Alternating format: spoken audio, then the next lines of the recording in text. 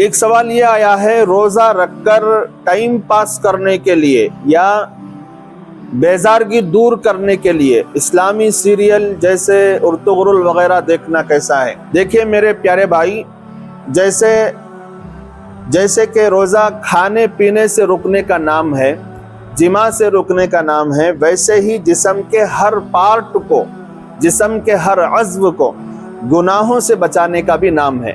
लिहाजा रोज़े की हिफाजत उसी वक्त हो सकती है जब हम हर तरह के गुनाह से बचने की कोशिश करेंगे।